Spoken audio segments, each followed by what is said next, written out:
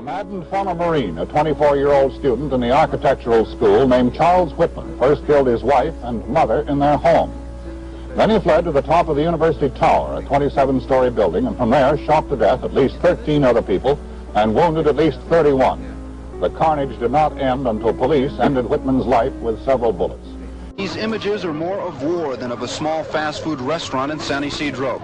Yet it was a local man dressed in battle fatigues who declared, "I have killed 1,000, I'm gonna kill 1,000 more."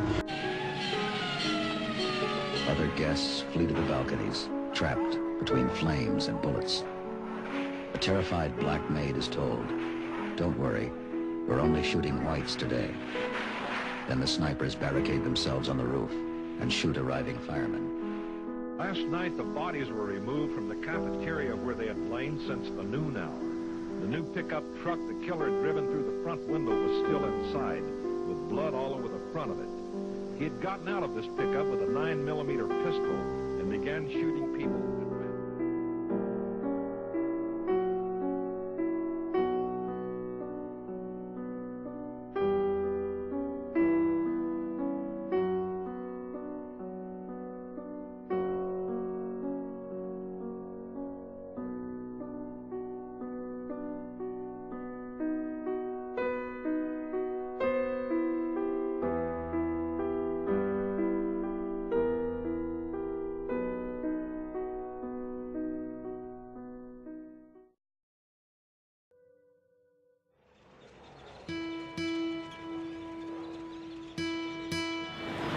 That tower has haunted Austin, Texas for more than 40 years. It reminds us that we know plenty about mass murderers, but also that we still haven't developed any science that would foil a murderous rampage that's hatched inside a maniac's head and leaves no trail until it's too late. So, sadly, we'll always have victims and survivors, about whom we can predict even less. That's because they're the rest of us. I spent a year with the survivors of mass murderers and serial killers. This book is their story.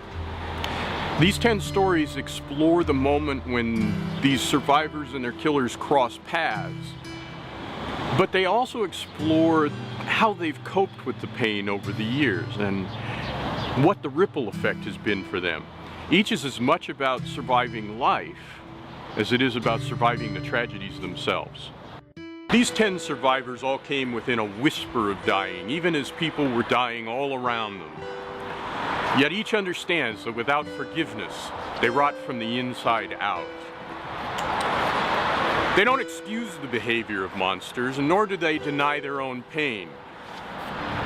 But they refuse to let the monsters darken the rest of their lives. And all of them feel some debt to the dead. Each is aware that to squander this gift, this second life, is to betray what so many others lost. Right here on a summer day in 1966, a college student named Roland Elke was shot by Charles Whitman from that tower. He didn't die that day, although he had one friend who did. Instead, the bullets that hit Roland Elke changed the course of his life forever.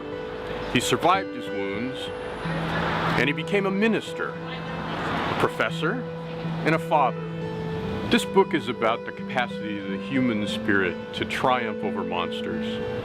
Distilling all of this into words and putting them between the covers of a book seems somehow inadequate to me. I'm not even sure exactly how to tell the complete story of what happened, or what might be happening still, or to explain what it feels like to owe a debt to the dead.